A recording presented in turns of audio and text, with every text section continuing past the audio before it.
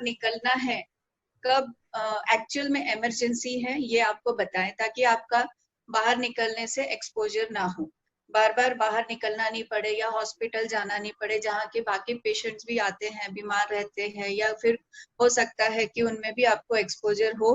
तो ऐसी स्थिति हमें अवॉइड करनी है। तो डिजिटलाइजेशन के इस जमाने में हमने ये सोचा कि आपसे हम घर बैठे ही आपसे बात करें और आपके मन की सारी क्वेरीज को सॉल्व करें। तो आज ये क्लास जो है, ये तो हम काफी समय से चला रहे हैं, आपने पहले भी काफी लोगों से सुना होगा।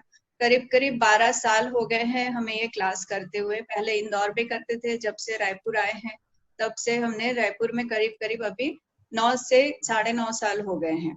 तो आज का हमारा जो सेशन है ऑनलाइन गर्भांकुर क्लास, तो इसमें स्पेशली हमने नेक्स्ट स्लाइड में नेक्स्ट हाँ, तो इसमें जैसे आपको सबको ही पता है कि लॉकडाउन की सिचुएशन है और सारी दुनिया इससे अफेक्टेड है, वैश्विक महामारी से हम जूझ रहे हैं। और इसमें हमें सबसे ज्यादा जरूरत है वो है आशा की, होप एंड फेथ। तो खुद पे विश्वास रखना है, जो भी बताए गए नियम है, प्रिकॉशंस है, वो सारे लेना है। और साथ साथ में हमें अपनी प्रेगनेंसी का भी ध्यान रखना है। कल ही हमने सबने सुना होगा कि मोदी जी ने कहा है कि अपने को बहुत ज्यादा आत्मनिर्भर रहना है। आत्मनिर्भर रहना है, अपने प्रिकॉशंस भी लेना है, और बच्चे का खुद का ध्यान भी रखना है। तो इसमें हमें सबसे ज्यादा ये ध्यान रखना है कि जितना हो सके घर से बाहर ना निकले। जो भी अवॉइड कर सकते हैं वो सिचुएशंस, जैसे मार्केट जाना या कोई भी क्राउडेड एरिया में जाना, या शॉपिंग हो या कोई भी सामान हो या ट्रैवलिंग हो। प्रेगनेंसी के दौरान मायके जाने का बहुत मन करता है। हमारे कुछ पेशेंट्स ऐसे भी हैं जो मायके गए हैं और अब वो ससुराल नहीं आ पा रहे हैं। तो उनसे भी हमारा यही राय है कि वो मायके में रहे, मम्मी के हाथ का बना टेस्टी खाना खाए और मायके का एंजॉय करें।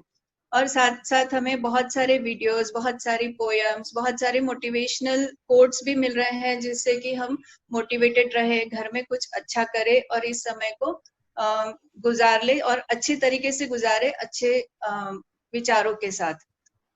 नेक्स्ट, तो staying at home and staying safe and staying online. मैं तो ये सोचती हूँ कि भगवान ने कोरोना वायरस को एक अच्छी चीज दी है कि उसने हमें घर पे रहने ही बोला है। कोई अर्थक्वेक नहीं है, कोई फ्लड नहीं है, या कोई और ऐसी आपत्ति नहीं है जिसे हम और ज्यादा अफेक्ट हो। हमें अपने ही घर में रहना है, अपना ही घर एक स्वर्ग बना के रखना है। तो ये इससे अच्छा मौका एक हमें आगे नहीं मिलने वाला है। जो भी लोग बोलते थे कि हमारे पास टाइम नहीं है, हमारे पास ये नहीं है, हमें ये करने का मौका नहीं मिल रहा है, हाउसवाइफ्स के लिए हो, चाहे जेंट्स के लिए हो, चाहे प्रेग्नेंट लेडीज के लिए हो, सबके लिए एक बहुत अच्छा मौका है, जो कि अच्छा हम सोच सके, फैमिली के साथ समय गुजार सके। तक के कभी सोची थी पर हम कर पाए थे, तो वो सब बातों को करने का ये बहुत अच्छा तरीका है। इसके साथ साथ हमारी मेंटल हेल्थ पे भी हमें बहुत काम करना है। हम बच्चों के साथ क्वालिटी टाइम बिता सकते हैं, उनके साथ पढ़ सकते हैं, खेल सकते हैं, स्टोरी सुन सकते हैं। और इसमें एक अच्छी बात ये अभी तक के पर अब नहीं है कि बहुत से लोगों ने सिगरेट स्मोकिंग या अल्कोहल इतने दिनों तक के वो उससे दूर रहे, तो उनकी हेल्थ पे भी अच्छा असर आया है। नेक्स्ट, प्रेगनेंसी एक बहुत ही सेंसिटिव सिचुएशन होती है, और सबसे पहले इस पैंडेमिक में प्रेग्नेंट महिलाओं को, बच्चों को, बूढ़ों को ज्यादातर के हमें ज्यादा ध्यान रखना है, ऐसा सबने कहा है। तो प्रेगनेंसी में सारी प्रेग्नेंट लेडीज का यही सबसे पहला क्वेश्चन रहता है कि क्या हम इसमें ज्यादा रिस्क पे है, क्या हम are we at high risk. बहुत से पेशेंट्स आते हैं जो कि बहुत डरे रहते हैं, सहमे रहते हैं कि हमको तो नहीं हो जाएगा, हमारे बच्चे को तो नहीं हो जाएगा। तो ये एक बीमारी है जो कि जिनका इम्यूनिटी कम है उनको जल्दी पकड़ती है, पर प्रेगनेंसी एज सच बहुत कम इम्यूनिटी नहीं करती है, थोड़ी कम होती है, पर फिर भी हमें ज्यादा ध्यान रखने की जरूरत है ताकि हम अपने आप को बचा सकें। अगर आपको कोई भी सिम्टम्स है, कुछ भी तकलीफ लग रहा है, छोटे से छोटा सर्दी खांसी या बुखार या सांस में दिक्कत है या फिर कोई भी तकलीफ है, नेक्स्ट, तो उसे हम इसमें जल्द से जल्द अपने डॉक्टर से सलाह ले सकते हैं। Next slide. तो इसमें सबसे ज्यादा प्रिकॉशन अपने को यही करना है कि डू द 5 जो भी हमें अभी प्रिकॉशंस लेने हैं। सबसे पहला है हैंड हाइजीन है, stay at home, avoid crowded places. हमें नहीं पता हम बाहर किससे संपर्क में आ रहे हैं, हम सब्जी लेने जा रहे हैं या फिर हम किसी किराना शॉप में जा रहे हैं या फिर हमारे घर कोई आ रहा है बाहर से काम करने के लिए, तो वी नेवर नो कि हु इज इन्फेक्टेड। तो इसीलिए अभी आप घर पे ही रहें, सारे प्रिकॉशंस यूज करें तो ही ज्यादा अच्छा रहेगा। एजुकेशन सबसे ज्यादा इसमें जरूरी है। जो हमारी संस्कृति है, हिंदू जो संस्कृति है, इसमें हमें वापस से लाया है। हम अब आजकल सबको नमस्ते करते हैं। हम एल्बो टच या कोरोना शेक, पैर से आजकल लोग शेक करते हैं, टच करते हैं। या फिर हमें आयुर्वेदिक प्रिपरेशंस का भी इम्पोर्टेंस समझ रहा है, जो कि आज तक के हमने उनको इतना इम्पोर्टेंस नहीं दिया था। तो आयुर्वेदिक प्रिपरेशंस में आप काढ़ा बना सकते हैं, ग्रीन टी, हल्दी, काली मिर्च, अदरक, ये सारी चीजों को मिला के, तुलसी पत्ता, बहुत सारे प्रिपरेशन है अलग अलग, जो कि आप उसको डेली यूज कर सकते हैं और अपनी इम्यूनिटी बढ़ा सकते हैं। और सबसे इम्पोर्टेंट है, आप मेंटल हेल्थ के लिए योगा या फिर मेडिटेशन या रिलैक्सेशन एक्सरसाइजेस या ब्रीदिंग एक्सरसाइजेस। अब next slide. So before visiting your doctor, what should you do? आपको किन किन बातों का ध्यान रखना है? अगर आपको रेगुलर विजिट के लिए जाना है तो आपको क्या क्या ध्यान रखना है? रेगुलर विजिट के लिए अगर आप जाएंगे तो सबसे पहला काम आपको करना है कि आप अपॉइंटमेंट लेंगे। बहुत ज्यादा देर आप अपने को वहां पे हॉस्पिटल में बैठना ना पड़े या वेटिंग टाइम आपका कम हो जाए, या फिर आपके डॉक्टर से आप फोन से ही बात करके, आप टेलीमेडिसिन या टेली कंसल्टेशन से ही अपनी अगर कोई छोटी मोटी प्रॉब्लम है तो वो आप फोन पे ही सुलझा सकते हैं। आप अपनी जो भी प्रॉब्लम्स है उनको एक नोट बना ले आप अपनी कंप्लेंट्स को, ताकि आप डॉक्टर के पास जाए तो कोई चीज भूले ना, और अपना कोई भी एक्स्ट्रा का सामान नहीं ले जाए, जैसे कि घड़ी है या पर्स है या कोई एक्स्ट्रा की फाइल है या कोई दुपट्टा या कोई कपड़ा, या बच्चे या अपने बड़े बूढ़ों के साथ जनरली हॉस्पिटल आना अवॉइड करें। जो भी है, अगर आप आएंगे तो एक ही पर्सन हो, प्रेफरेबली जो कि यंग हो और रिस्पॉन्सिबल भी हो। And don't touch anything on the reception table at hospital, or any elevator buttons or lift buttons, या फिर साइड बार्स है या डॉक्टर की टेबल है, तो डॉक्टर से भी आपको एक मेंटेन रखना है डिस्टेंस, ताकि आपसे डॉक्टर को या डॉक्टर से आपको इन्फेक्शन ना हो। और अवॉइड, अगर आपका कोई जैसे प्रेगनेंसी नहीं है या फिर कोई और प्रॉब्लम है जो कि ऑपरेशन जिसमें लगता है पर वो टल सकता है कुछ दिनों के लिए, तो वो हम इलेक्टिव प्रोसीजर्स अभी अवॉइड कर रहे हैं। Minor elements they can be tackled on tele consultation. और आपको घर जाते से ही, जैसे आप सब्जी, फल, ये वो सारे चीज अभी ध्यान रख रहे हैं, आप कोई भी सामान ला रहे हैं बाहर आ, तो आप उसको धो रहे हैं डिटर्जेंट में या फिर ब्लीचिंग पाउडर में या फिर सैनिटाइज कर रहे हैं उसको, तो वैसे ही खुद को भी घर जाके सैनिटाइज करना है, आपको घर जाके नहाना है। और सबसे इम्पोर्टेंट है कि आपको पॉजिटिव रहना है, अपनी इम्यूनिटी को बूस्ट करना है, जिससे कि आपकी रोग प्रतिकार क्षमता बढ़ी रहे, और ये वायरस अगर आपको संक्रमित करे भी तो ये ठीक हो जाए। इस वायरस का एक और पॉजिटिव पॉइंट है कि मैक्सिमम परसेंटेज रिकवर होते हैं पेशेंट्स, जो बहुत ही जिनको पहले से कोई प्रॉब्लम है, हाइपरटेंशन है, डायबिटीज है, या पहले से कुछ बीमारी है, हार्ट पेशेंट है, बहुत बीमार है पहले से ही, उनको ही ये वायरस जानलेवा या आईसीयू में एडमिशन की इसमें जरूरत पड़ सकती है। नेक्स्ट। तो टेली कंसल्टेशन के फायदे यही है कि आप घर बैठे अपनी तकलीफों का निवारण पा सकते हैं। छोटी मोटी तकलीफ है तो वो आप घर बैठे ही उसका मेडिसिन हो, या फिर कोई काउंसलिंग हो, या ब्रेस्ट फीडिंग का कोई इश्यू हो, या फिर कोई भी छोटी मोटी अगर तकलीफ है तो वो आप उससे बात, अपने डॉक्टर से बात करके उसको ठीक कर सकते हैं। नेक्स्ट। अभी जैसे हमने बात की कि इसमें सिम्टम्स जो है, अगर आपको लगता है कि आप आपको कोई प्रॉब्लम हो रही है जो कि इसके सिम्टम्स हो सकते हैं, तो उसमें आपको अपने डॉक्टर से सलाह लेनी चाहिए। अगर आपका कोई ट्रैवल हिस्ट्री नहीं है या आपके घर में कोई कॉन्टैक्ट हिस्ट्री नहीं है, या ऑक्यूपेशन जैसे कि अभी आपको सबको पता है कि कुछ ऑक्यूपेशन है जैसे हेल्थ केयर वर्कर्स है, पुलिस है, सफाई कर्मचारी है, या मीडिया के लोग हैं जिन्हें की काम करना हो रहा है और जो बाहर जा रहे हैं, अगर आपका कोई ऑक्यूपेशन ऐसा नहीं है तो आपको कोई घबराने की जरूरत नहीं है। अगर आपका कोई कांटेक्ट में नहीं है या आप कहीं कोई क्लस्टर जिससे कि इन्फेक्टेड हो, तो वैसे में अगर आप नहीं है तो आपको घबराने की जरूरत नहीं है। और अगर आपको कोई सिम्टम्स लगते हैं, अगर आपको ऐसा लगता है कि कुछ प्रॉब्लम है, तो आप अपने डॉक्टर के पास या आपके वहाँ पे जो भी जैसे अपने यहाँ एम्स हॉस्पिटल है या गवर्नमेंट हॉस्पिटल है, वहां जाके जांच करा सकते हैं, या आप प्राइवेट हॉस्पिटल में भी आप जाके बात करके जांच करा सकते हैं। हर एक महिला को ये राइट है कि वो safe and positive child birth का एक्सपीरियंस करे। इस पैंडेमिक के दौरान भी उन्हें कोई प्रॉब्लम ना हो, इस बात का हम बहुत ज्यादा ध्यान रख रहे हैं। और हॉस्पिटल में भी हम ये ध्यान रख रहे हैं कि उन्हें कोई प्रॉब्लम ना हो। अपने साथ रहने वालों की संख्या जरूर कम हो गई है, विजिटर्स कम हो गए हैं। कुछ पेशेंट्स ऐसे हैं जो कि सिर्फ हस्बैंड वाइफ अभी है, डिलीवरी के समय उनके पास और कोई हेल्प नहीं है, ना मम्मी आ पा रही है, ना दादी नानी, कोई भी नहीं आ पा रहा है, तो वो दोनों ही मिलके इस मुश्किल घड़ी को निकाल रहे हैं। तो ऐसे में हमारा भी ये फर्ज बनता है कि हम आपकी डिलीवरी का जो एक्सपीरियंस है वो बहुत अच्छा और सुखद कराएं। तो हॉस्पिटल में इस बहुत ज्यादा ध्यान रखा जा रहा है। हॉस्पिटल का स्टाफ हो, ये बहुत ज्यादा हेल्प कर रहा है कि बच्चे की केयर में हो या ब्रेस्ट फीडिंग में हो या मदर केयर में, hospital staff is taking part very actively.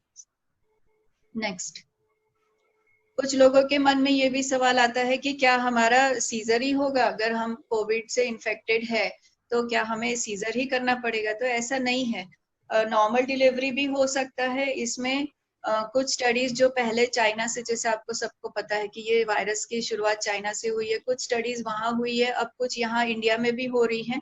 तो इंडिया में कुछ स्टडी, एक ही पेशेंट में एमनियोटिक फ्लूइड में वायरस पाया गया है। अदरवाइज सारे जो भी स्टडीज हैं उसमें यही बोला गया है कि एमनियोटिक फ्लूइड या फिर डिलीवरी के समय ज्यादा संक्रमण की चांस नहीं है, और बच्चे को भी उसमें चांस कम है।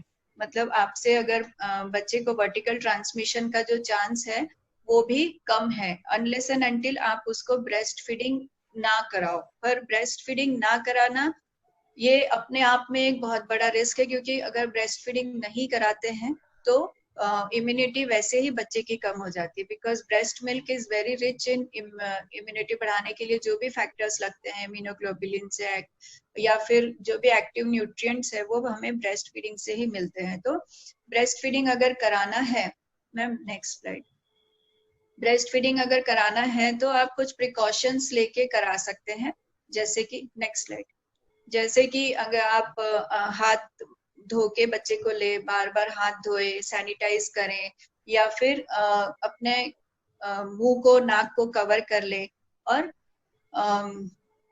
अपने बच्चे को आप पास में रख सकते हैं बेबी फीडिंग कराते समय, और बाकी टाइम उसे अलग दे सकते हैं, फीडिंग आप करा सकते हैं विथ ड्यू प्रिकॉशंस। तो ये तो हो गई हमारी कोविड की जानकारी। अब आपको पता होना चाहिए कि नॉर्मल प्रेगनेंसी में हमें 9 मंथ्स का पीरियड होता है। इसमें हमने 3 में डिवाइड किया है, फर्स्ट 3 मंथ्स, बीच के 3 महीने और आखिरी के 3 महीने।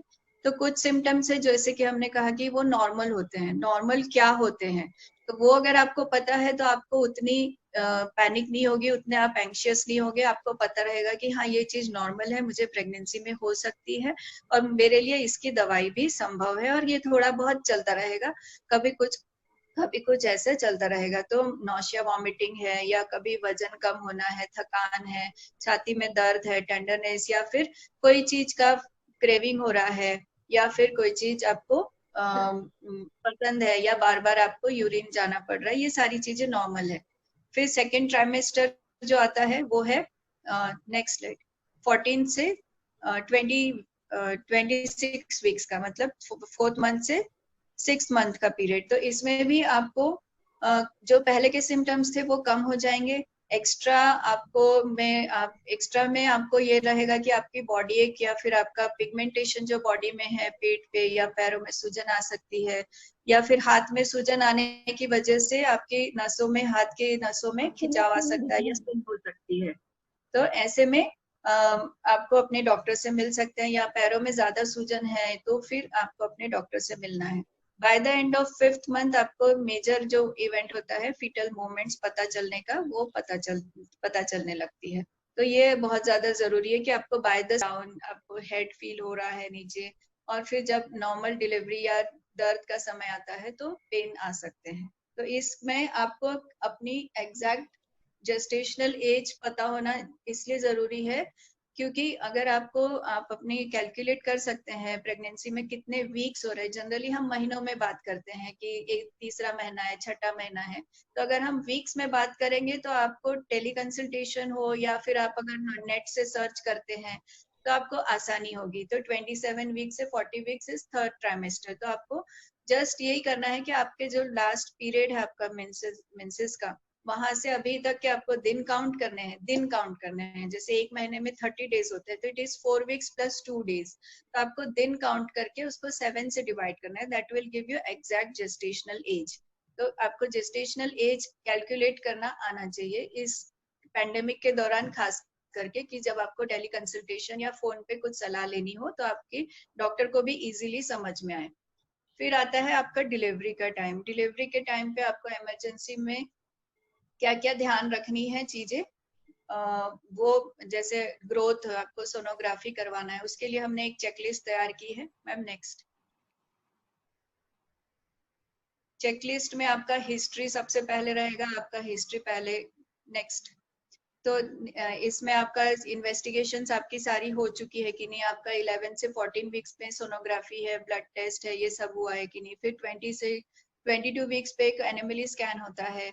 फिर आपका हो गया 32 से 34 वीक्स पे ग्रोथ स्कैन होता है। और इंजेक्शन वैक्सीनेशन जो कि पहले सिर्फ टीटी लगता था, आजकल डीपीटी भी लगता है, डीटी लगता है, या फिर फ्लू का वैक्सीन लगता है। ये फ्लू वो फ्लू नहीं है जो अभी चल रहा है, इट इज सार्स कोविड 2।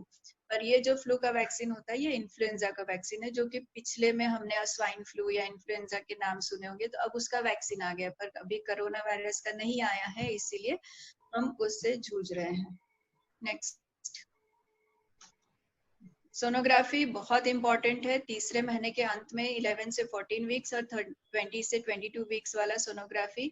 बहुत सारी एनोमलीज जो कि आप इसमें देख सकते हैं जो कि नहीं करा पाए हैं कुछ रीजन से, और बच्चे की डिलीवरी के बाद इनको पता चल रहा है कि ये बच्चे में बहुत ज्यादा दिक्कत है या यूट्रस में कोई एनोमली है, तो वो बच्चे के लिए और माँ बाप के लिए बहुत ही ज्यादा ट्रॉमेटिक हो सकता है। ये बच्चों के लिए हम एबॉर्शन की सलाह भी दे सकते हैं अगर हमें इससे पहले ही पता चल जाए, 3rd मंथ में या पहले पता चल जाए तो। फिर आते हैं डेंजर साइंस पे। डेंजर साइंस जो कि है मतलब आपको इमरजेंसी में कब हॉस्पिटल पहुंचना ही पहुंचना है, तुरंत आपको यही टाइम है। और जब इसमें आपको सबसे पहले डॉक्टर से एक बात करनी है ताकि वो आपके लिए सारा प्राइवेट व्हीकल या एम्बुलेंस अरेंज कर सके और आप सीधा अनअफेक्टेड एरिया में जा सके, जहाँ की बाकी पेशेंट्स जो अगर इन्फेक्टेड है या फिर कोई एक्सपोजर आपको ना हो, तो वो आपके लिए अलग से रास्ता रहता है। जैसे कि इमरजेंसी वार्ड है या फिर नॉर्मल ओपीडी का रास्ता है, तो अलग अलग पेशेंट्स के लिए ट्रायज किया जाता है हॉस्पिटल्स में कि जो इन्फेक्टेड पेशेंट्स है उनको अलग रखा जाता है और जो नॉट इन्फेक्टेड है उनके लिए अलग रास्ता या अलग वार्ड या अलग ओपीडी रखा जाता है। तो इसमें डेंजर साइंस में आपको ये देखना है कि आपको अगर लेबर पेन्स है या ब्लीडिंग है या पानी जा रहा है या सिर दर्द है या मूवमेंट्स बेबी की कम पता चल रही है, तो ऐसे में अगर आप जाएंगे हॉस्पिटल तो आपको तुरंत ही केयर मिलेगी। फिर आता है कुछ जैसे बीपी बढ़ने की वजह से है, या फिर अगर प्लासेंटा लो लाइंग है उसमें ब्लीडिंग स्टार्ट हो गया है, या पेशेंट को पहले से कोई एबॉर्शन की हिस्ट्री है या पहले 1 या 2 सीजर है, उसमें आपका डिलीवरी का पेन स्टार्ट हो गया है, बच्चा उल्टा है, आड़ा है। ऐसी बहुत सारी इमरजेंसी की सिचुएशन है या हाई रिस्क सिचुएशन है जिसमें कि आपको अपने रूटीन चेकअप के लिए जाते रहना है। नेक्स्ट। कोरोना पैंडेमिक में हमने बहुत सारे नए नए टर्म्स सुने हैं, जैसे कि वर्क फ्रॉम होम। नेक्स्ट।